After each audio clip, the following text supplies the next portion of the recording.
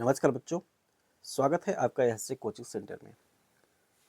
बच्चों, श्री निवास Ramanujan talent search test का जो बच्चे एग्ज़ाम देने जा रहे हैं, चाहे वो आज एग्ज़ाम हॉल में बैठेंगे, ठीक है, 30 नवंबर को या 1 दिसंबर को, वो सभी बच्चे इस वीडियो को पूरा ज़रूर देख लेंगे, क्योंकि इस वीडियो से आपको ये क्लियर होगा कि किस प्रकार से क्वेश्चन आप लोग के एग्ज़ाम में आने वाले हैं। ठीक है, तो हमने जैसा कि फार्मूला बताया था अपने एक वीडियो में, और उस फार्मूले को काफ़ी बच्चों ने देखा, और वो जो फार्मूला हमने जो बताया है वो मदद किया होगा बच्चों में। ठीक है, तो चले इस क्लास को शुरू करते हैं।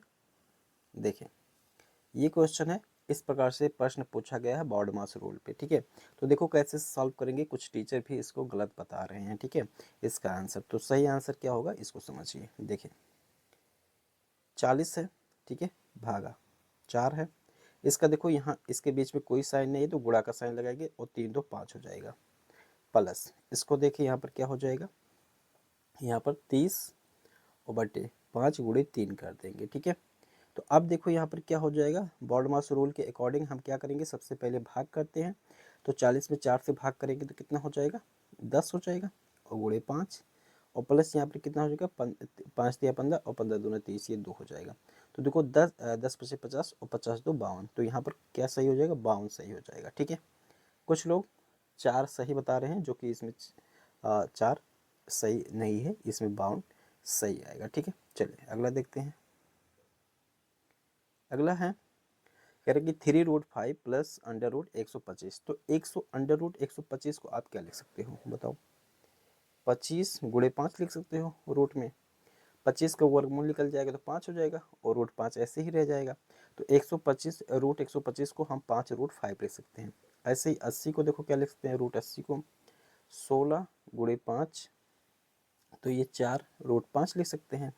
इतनी चीज़ें क्लियर हुआ। चलो ठीक है, ये परिमेय संख्या से क्वेश्चन है, तो यहाँ 3√5 हो जाएगा, और प्लस यहाँ पे कितना हो जाएगा, 5√5 हो जाएगा, और बटे यहाँ पर 4√5 हो जाएगा, और प्लस 6√5 है ये। ठीक है, तो अब देखो 5 कितना हो जाएगा, 8√5 हो जाएगा, और 10 √5 हो जाएगा, तो ये कटेगा, और यहाँ बच जाएगा कितना, दो दो चौका 2 पच्चे 10, तो 4/5 बचेगा, जो कि एक परिमेय संख्या है। ठीक है, तो यहाँ पर कौन सा सही हो जाएगा, यह एक परिमेय संख्या है, तीसरा ऑप्शन सही हो जाएगा, सी वाला। ठीक है, तो इस प्रकार से प्रश्न आप लोग के एग्जाम में देखने को मिला था। ठीक है, आप लोग के एग्जाम में देखने को मिल सकता है। चले ये प्रश्न देखिए, डिविजिबिलिटी रूल पे है। ठीक है, क्या है ये देखो, ये एक कह रहा है कि यदि यम तथा यन 0 से 9 तक दो अंक हों, तो यम तथा यन का न्यूनतम मान जिसे संख्या 52 यम 3 यन 12 से विभाजित हो जाए क्रमशः होंगे। ठीक है, तो देखो यहाँ पर 52 यम 3 यन, ठीक है, तो ये है 12 से विभाजित है, तो 12 से विभाजित हो रहा है, इसका मतलब ये 3 से और 4 से भी विभाजित होगा। ठीक है, तो 3 से विभाजित होने का क्या रूल है, इनके सभी अंकों को जोड़ते हैं। ठीक है, अगर अंकों को जोड़ने के बाद 3 से विभाजित हो रहा है, तो ये संख्या भी पूरा 3 से विभाजित हो जाती है। ठीक है, तो यही रूल है। तो देखें, अगर हम इनको जोड़े तो 5 तो 7 हो जाएगा, और 7 3 10 हो जाएगा। ठीक है, तो न्यूनतम अंक जोड़ेंगे तो 10 2 12 12 होना चाहिए। ठीक है, 12 होना चाहिए। तो यहाँ पर ऑप्शन के अकॉर्डिंग देख लेते हैं। अगर हम इसको m = 0 ले लेते हैं और n = 2 ले लेते हैं, ठीक है, तो क्या हो जाएगा, m = 0 और n = 2, तो यहाँ पर क्या हो जाएगा, 12 हो जाएगा। तो 12 देखो इससे भी कटेगा, 12 जो हो जाएगा तभी ये संख्या कटने लगेगी, और यहाँ कितना हो जाएगा, 32 हो जाएगा, जो कि ये 4 से भी कटेगा। ठीक है, तो 32 हो जाएगा। तो यहाँ पर हम ये संख्या ले लेंगे। अब यहाँ पर कोई लोग ये सोच सकते हैं कि सर जी 2 और 0 लेने पे भी कटेगा। हाँ, तो 2 और 0 ले लेंगे तो ये तो 3 से कट जाएगा, लेकिन 4 से क्या कटेगा, यहाँ पर अगर हम 0 रखेंगे 30 नहीं कटेगा। तो यहाँ पर सही ऑप्शन जो हो रहा है वो बी सही ऑप्शन हो रहा है। ठीक है, तो सब तरीके से सोचना पड़ता है यहाँ पर। ठीक है, चलिए अगला देखिए। अगला कह रहा है कि यन सबसे बड़ी ऐसी प्राकृतिक संख्या है जिसे 1400, 4760, 7000 को भाग देने पर समान शेष प्राप्त होता है, तो संख्या यन के अंकों का योग है। ठीक है, तो हमें वो संख्या पूछ रहा है। तो देखो क्या करेंगे, हमें ये 4760 में से, ठीक है, जब भी इस प्रकार से प्रश्न आएगा तो 4760 में से 1400 घटा देंगे, ठीक है। तो घटाइए, ये 6 हो गया और यहाँ पे कितना हो गया 3 हो गया और यहाँ पर भी 3 हो जाएगा, तो 3360 हो गया, ठीक है। इसी प्रकार से फिर 7000 में से 4760 घटाएंगे, तो चलिए घटा देते हैं 4760, तो यहाँ 0 हो गया और यहाँ बचेगा 4 और यहाँ बचेगा 2 और यहाँ भी बचेगा 2, 2240। फिर 7000 में से 1400 घटा देंगे, ठीक है 1400, ये 0 बच जाएगा, 0 बच जाएगा और यह 6 बचेगा और यहाँ पर भी 6, यहाँ पर 5 बचेगा, ठीक है। तो 5600 हो जाएगा। अब इसका निकाल लेंगे जो ये आया हुआ है 3360, 2240 और 5600, इनका निकाल लेंगे मासा, ठीक है। तो मासा जब निकालते हैं, चलो हम यहाँ पर निकाल के दिखाते हैं। तो 2240 है और भागा 3360, ठीक है। तो यहाँ पर कर देते हैं 2240 और 3360 भाग करते हैं। इसी प्रकार से मासा निकाला जाता है भाग विधि से। तो देखो एक बार लेके जाते हैं तो 2240 हो जाएगा, ठीक है। यहाँ 0 होगा, यहाँ 2 होगा, यहाँ पर 1, यहाँ पर 1, फिर ऐसे करते हैं 2240, ठीक है ऐसे। तो यहाँ पर काटते हैं, 2 बार जाएगा, तो देख सकते हैं यहाँ 1120 मासा आ जा रहा है, ठीक है। तो जब जो तीसरी संख्या घटाने पे आई थी उसको भी 1120 से भाग करेंगे तो कट जाएगी, ठीक है। तो 1120 यहाँ पर आ रहा है मासा। तो अगर इनके अंकों को जोड़ेंगे तो कितना आएगा, 1 1 2 और 2 2 4 हो जाएगा। तो इसका ए वाला ऑप्शन सही हो जाएगा, ठीक है। चलिए अगला प्रश्न देखते हैं। कह रहा है पिता की वर्तमान उम्र पुत्र की उम्र की 5 गुनी है, 3 वर्ष पहले पिता की उम्र। तो इस प्रकार से भी प्रश्न आप लोग के एग्जाम में पूछा जा सकता है। देखिए कह रहा है कि पिता की उम्र पुत्र की उम्र की 5 गुनी है, तो वर्तमान उम्र कह रहा है। तो हम मान लेते हैं जो पुत्र है, ठीक है, जो पुत्र है उसकी उम्र जो है वो कितना है, x है। तो पिता की कितनी हो जाएगी वर्तमान उम्र, वो कितना हो जाएगा 5x हो जाएगा। फिर क्वेश्चन के अनुसार कह रहा है 3 वर्ष पहले पिता की, तो 3 वर्ष पहले हम पिता में से 3 वर्ष घटा देते हैं। कह रहा है कि पुत्र की उम्र के घन के बराबर थी, तो पुत्र का उम्र कितना है x माइनस 3 कर देंगे 3 वर्ष पहले बच्चों, तो x माइनस 3 इसके घन के बराबर हो जाएगा, तो ऐसे हो जाएगा। अब इसको क्या कर लो, ये एक समीकरण बन गया, ठीक है। अब यहाँ पर अगर इसका विस्तार करके सॉल्व करने जाएंगे तो ये मान के चलिए कि बहुत टफ हो जाएगा। तो ऐसे कंडीशन में क्या करते हैं, जो ये वैल्यू दी हुई है इसी को रख के इस पे सेटिस्फाई कराते हैं समीकरण को। समीकरण कब सेटिस्फाई होता है, जब लेफ्ट साइड और राइट साइड दोनों बराबर हो जाते हैं तो ये समीकरण संतुष्ट हो जाता है। तो यहाँ पर जो मान रखने पे x का जो मान रखने पे संतुष्ट हो जाएगा वही सही हो जाएगा। तो यहाँ पर अगर हम ये b वाला जो आपको दिख रहा है x बराबर 6 रखेंगे तो इधर भी 27 आ जाएगा और इधर भी 27 आ जाएगा, ठीक है, दोनों तरफ 27 आ जाएगा, तो ये संतुष्ट हो जाएगा। अर्थात यहाँ पर जो पुत्र की वर्तमान आयु है वो कितना वर्ष हो जाएगा, 6 वर्ष हो जाएगा, ठीक है। तो इस तरीके से ये प्रश्न लगना था। अगला प्रश्न देखिए। अगला प्रश्न ये देखिए, ऐसा प्रश्न जरूर पूछा जाएगा आप लोग के एग्जाम में। देखो कह रहा कि आयत की परिमिति एवं लंबाई का अनुपात 5:1 है। यदि आयत का क्षेत्रफल 216 सेंटीमीटर स्क्वायर हो तो उसकी लंबाई क्या होगी, ठीक है। तो यहाँ पर हम मान लेते हैं कि परिमिति जो ये पर दिया है उसी को मान लीजिए। मान लेते हैं परिमित अर्थात पेरीमीटर जो है वो कितना है 5x है, ठीक है, और इसका लंबाई कितना है x है। तो यहाँ पर देखो हम क्या करेंगे, आयत के परिमाप का फार्मूला लगाते हैं। तो क्या होता है, परिमाप बराबर क्या होता है, 2 गुणे लंबाई प्लस चौड़ाई होता है। और हमने क्या परिमाप अभी माना है 5x माना है, ठीक है, 2, और लंबाई कितना माना है x माना है, और b को ऐसे रहना है, तो ठीक है, मतलब चौड़ाई। अब इसको सॉल्व कर लो। देखो 5x बराबर क्या हो जाएगा 2x प्लस 2b हो जाएगा। तो यहाँ पर देखो 5x माइनस 2x हो जाएगा और बराबर 2b हो जाएगा। तो यहाँ पर कितना बचेगा 3x, और 2 को भी इधर ले आते हैं तो ये हो जाएगा। तो b इक्वल टू अर्थात चौड़ाई इक्वल टू कितना आ गया 3x/2 आ गया ना, ठीक है, 3x/2 आ गया चौड़ाई। अब यहाँ पर देखो हमें क्या दिया गया है, क्षेत्रफल दिया गया। तो क्षेत्रफल हम लगाएंगे तो क्या होता है, यल गुणे बी होता है, ठीक है, यल गुणे बी, और यहाँ पर दिया गया 216, ठीक है, लंबाई x और यहाँ पर कितना चौड़ाई था 3x/2 हो जाएगा 216, ठीक है।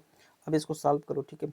तो सॉल्व करते तो इधर पक्षांतर करते तो 216 गुणे 2 हो जाएगा और बटे 3 हो जाएगा और ये x स्क्वायर हो जाएगा। इसको काटेंगे तो 3 7 21 और 3 दूना 6, ठीक है, और ये हो जाएगा 144, एक्स स्क्वायर बराबर कितना आ जाएगा 144 आएगा। तो एक्स बराबर कितना आ जाएगा बच्चों 12 आ जाएगा, ठीक है, क्योंकि 12 का वर्ग होता है 144, ठीक है। तो एक्स बराबर 12 और एक्स ही हमने क्या माना था, लंबाई माना था, और लंबाई ही पूछ रहा है, तो ये क्या हो जाएगा 12 सेंटीमीटर हो जाएगा, ठीक है। चलिए अगला प्रश्न देखिए। ये प्रश्न भी थोड़ा सा कॉन्सेप्ट अगर आपको क्लियर होगा तभी इसको कर पाएंगे, ठीक है। तो देख सकते हैं कह रहे हैं कि यदि एक गोले को 4 सादृश भागों में काटा जाए तो कुल पृष्ठीय क्षेत्रफल, ठीक है। तो अगर ये गोला ऐसे खड़े खड़े है, ठीक है, काटा वोटा नहीं गया है, तो इसका क्षेत्रफल क्या होता है, कुल पृष्ठीय क्षेत्रफल 4πr² होता है, ठीक है। अगर इसको 4 भागों में ऐसे काट दिया जाए, 4 भागों में ऐसे काट दिया जाए, तो एक भाग का जो होगा यहाँ पर आप देख सकते हैं पृष्ठीय क्षेत्रफल क्या होगा। तो सबसे पहले ये जो ऊपर ऊपर का आएगा तो वो क्या हो जाएगा πr² हो जाएगा, और इधर इधर का जो कटेगा, ठीक है, जो आपका ये निकल के आएगा ऐसे ऐसे, तो वो भी क्या हो जाएगा जोड़ने पे πr² हो जाएगा, ठीक है, क्योंकि इसका आधा और इसका आधा, तो ये πr² हो जाएगा, ठीक है। तो ये 2πr² हो जाएगा। तो 2πr² एक पृष्ठ का क्षेत्रफल हो जाएगा, चूंकि 4 भाग है तो इसमें 4 से गुणा कर देंगे तो 8πr² हो जाएगा। तो पहले जो गोला खड़ा खड़ा था जब काटा नहीं गया था तो उसका कुल पृष्ठीय क्षेत्रफल 4πr² होता है, और जब इसको काट दिया गया तो कुल पृष्ठीय क्षेत्रफल जब हम जोड़ के निकाले तो 8πr² होगा, अर्थात इसका दोगुना हो गया, ठीक है, दोगुना होगा। तो ये बी वाला ऑप्शन सही हो जाएगा, ठीक है। अगर एक बार में नहीं समझ आए तो मेरी बातों को फिर से दोबारा रिपीट करके सुने, आपको समझ में आ जाएगा, ठीक है। इसके बाद भी नहीं समझ में आया हो तो आप कमेंट करेंगे और भी डिटेल से बताया जाएगा, ठीक है। चलिए, क्योंकि जिन बच्चों का कल एग्जाम है उनके लिए तो अच्छा मददगार साबित हो जाए ये वीडियो, ठीक है। और जिन बच्चों का आज है वो भी थोड़ा सा देख के जाएंगे तो उनको समझ में आएगा ही। अगर इस तरीके से क्वेश्चन आता है तो ज़रूर लगाएंगे, सही लगा सकते हैं, ठीक है। चलिए ये देखिए हमने फार्मूला बताया था, इसी प्रकार से ही यहाँ पर क्वेश्चन आया हुआ है, ठीक है। कह रहा है a³ + b³ बराबर 16, a + b बराबर 4, ठीक है। तो a + b का होल क्यूब का फार्मूला लगा दो, यहाँ पर क्या हो जाएगा a³ + b³ + 3ab ब्रैकेट में a + b हो जाएगा, ठीक है। चलें तो a + b का होल क्यूब अर्थात 4 का क्यूब यहाँ पर हो जाएगा। a³ + b³ का दिया है मान 16 दिया गया है, और प्लस 3ab को ऐसे रहने दो, और ab कितना दिया है 4 दिया गया, सॉल्व कर लो तो ये 64 हो जाएगा। इसको इधर 16 घटाएंगे तो यहाँ कितना हो जाएगा 4 × 3 = 12 ab, ठीक है। तो इसमें से घटाएंगे तो ये 48 हो जाएगा, ठीक है, और ये बटे 12 ab बराबर, तो ये कितना हो जाएगा 12 × 4 = 48, तो ये 4 सही हो जाएगा, ए वाला ऑप्शन, ठीक है। तो इस तरीके से लगना था। अगला देख लीजिए। अगला कह रहा है कि 60 लीटर के एक मिश्रण में दूध तथा पानी का अनुपात 2:1 है, ठीक है। यदि यह अनुपात 1:2 बनाना हो तो जितना पानी और मिलाना होगा, कितना पानी मिलाना होगा, ठीक है। तो 60 लीटर के एक मिश्रण में दूध तथा पानी, तो हम मान लेते हैं कि दूध कितना है, दूध है 2x, ठीक है, और पानी कितना है, पानी है x है, ठीक है। तो दोनों को मिला करके 60 लीटर हुआ, तो x + 2x मतलब कितना हो जाएगा 60 हो जाएगा, तो ये 3x हो जाएगा 60, तो x की वैल्यू कितना आ जाएगी 20 आ जाएगी। मतलब x मतलब पानी कितना है 20 लीटर है और दूध कितना है 40 लीटर है, ठीक है। तो दूध 40 लीटर है और पानी 20 लीटर है, तो इसमें कह रहा है कि 1:2 बनाना हो इसी को, तो क्या करेंगे हम इसको दूध को इतना ही रहने देंगे, लेकिन इसको क्या करना होगा, इसमें हमें 60 लीटर और जोड़ना होगा, तभी तो 80 होगा, तभी तो ये कट के 1:2 अनुपात आएगा। तो हमें 60 लीटर और चाहिए, ठीक है। तो इसका डी ऑप्शन सही हो जाएगा इस तरीके से, ठीक है। तो मुझे उम्मीद है कि आपको बहुत आसानी से इसको समझ में आया होगा, ठीक है। चलिए ये क्वेश्चन है, कह रहा है कि एक विद्यार्थी गलती से किसी संख्या को 5/2 के बदले 2/5 से गुणा कर देता है। तो देखो इसको लगाने का सिंपल सा तरीका, कॉन्सेप्ट क्लियर यदि आपको रहेगा तो आप लगा लोगे। क्या मान लेते हैं कि मान लेते हैं कोई संख्या 10 है, ठीक है। अब इसमें गलती से किसी संख्या को 5/2 के बदले, तो अगर यहाँ पर 5/2 इसको सही करता है तो ये कितना आता है, देखो 2×5 = 10, तो ये 25 आता है ना। लेकिन उसने क्या करा, उसने 2/5 से गुणा कर दिया, तो यहाँ पे कितना आ गया देख सकते हैं, 5 × 10 4 आ गया ना। तो 25 के बदले इसने 4 ले आया, तो गलती होने की संभावना कितनी है ये देखिए, ये बताना है, ठीक है। तो देखो क्या कर सकते हैं हम यहाँ पर 25 - 4 बटे कितना कर देंगे 25 और × 100 कर देंगे, ठीक है। तो देखो 25 यहाँ कितना हो जाएगा 21 हो जाएगा ना, 21/25 और गुणे 100, तो 25 चौके 100 हो जाएगा और 21 चौक कितना हो जाएगा बच्चों 84 हो जाएगा। ठीक है, तो 84% की अशुद्धि हो सकती है। ठीक है, तो इस तरीके से ये लगना था। तो इस तरीके से बच्चों आप क्वेश्चन देख लीजिए और इसका आंसर देख लीजिए। ठीक है, और नेक्स्ट वीडियो में मैं इसको भी बता दूंगा और जल्द ही लगभग शाम को आपको वीडियो मिल जाएगी। ठीक है, जो बच्चे का कल एग्ज़ाम है वो सभी लोग वीडियो को ज़रूर पूरा देखेंगे। ठीक है, और जिन बच्चों का आज एग्ज़ाम है तो वो देख के यहाँ पर थोड़ा सा अपना देख सकते हैं कि किस टाइप का आपका क्वेश्चन मिलने वाला है। ठीक है, देखो एक अच्छा 6 से 8 के लिए है। ठीक है, देखें तो इसका आप यहाँ पर आंसर भी देख सकते हैं, आंसर दिया गया है। ठीक है, 12 का ए वाला सही है। ठीक है, चलो 13 का बी वाला सही है। ठीक है, चलिए इसको सॉल्व करके मैं पूरा बताऊंगा। 14 का बी वाला सही है, सॉल्व कर सकते तो इसको सॉल्व करें। ठीक है, 15 का डी वाला सही है। ठीक है, 16 का ए वाला सही है। ठीक है, अगला देखिए 17 का बी वाला सही है। ठीक है, 18 का देखिए सी वाला सही है। 19 का देखिए पहले 25 क्वेश्चन पूछा जाता था। ठीक है, 19 का सी वाला सही है। अगला देखें 20 का डी वाला सही है। ठीक है, अगला देखें 21 का बी वाला सही है, 20,000। ठीक है, अगला देखें 22 का बी वाला सही है। ठीक है, 22 का बी वाला सही है। ठीक है, चलें अगला देखें 23 का सी वाला सही है। ठीक है, चलें 24 का ए वाला। अगला देखें 25 का बी, 26 का ए। ठीक है, ए सही है। अगला देखें बच्चों तो इस तरीके से 27 का बी वाला सही है। ठीक है, चलें 28 का डी वाला सही है। अगला देखें 29 का बी वाला सही है। चलें अगला है 30 का ए वाला सही है। ठीक है, तो इस प्रकार से बच्चों आप लोग के क्वेश्चन पिछले सालों में आया था। ठीक है, तो चलिए मिलता हूँ किसी दूसरे वीडियो में, तब तक पूरा वीडियो को देखने के लिए बहुत बहुत धन्यवाद।